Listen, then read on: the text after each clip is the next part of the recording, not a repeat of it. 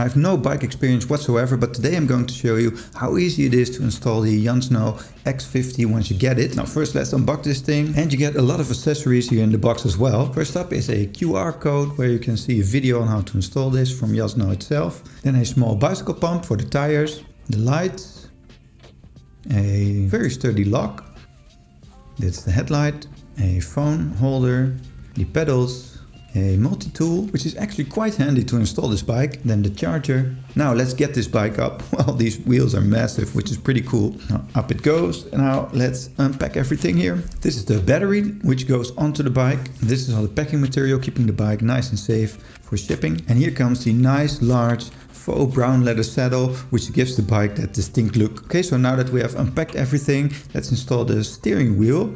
You can use the multi-tool for this, and first move the clamp up to the front, then open up the clamp at the front using the multi-tool. Then you can just add the steering wheel up on top of that and then add the clamp back on.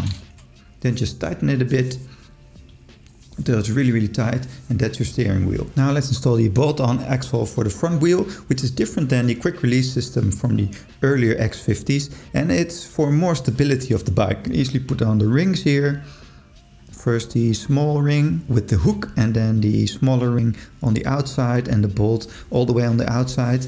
And once you've done that on both sides, you can put the bike steering column on there. Here's a close-up. The smallest cylinder goes on the side with the brake disc, and the larger cylinder goes on the other side.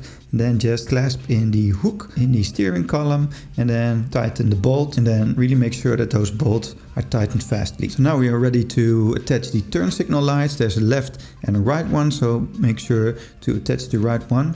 You can put those into the flexible rail guards that are on the front of the wheel. Just screw that on really tight, and then attach the cord to the right cord that comes from the top of the steering wheel. And then let's attach the other one to the left side. Also tighten that really fast and attach that to the other cord.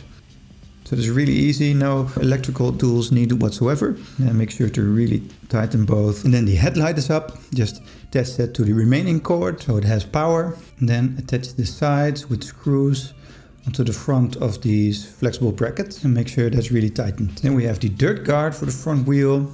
Just attach that onto the bracket that's there and screw that on, so that'll protect you from dirt and mud coming onto your clothes when cycling. Then we have the pedals. You can just screw those on. There's an indicator which is left and right, and an indicator which way to turn, so you can tighten those really tight and then finish it up with your tool. Then let's attach the battery, which is removable and neatly centered in the middle of the bike.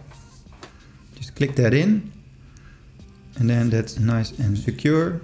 You can also lock that into place with your key.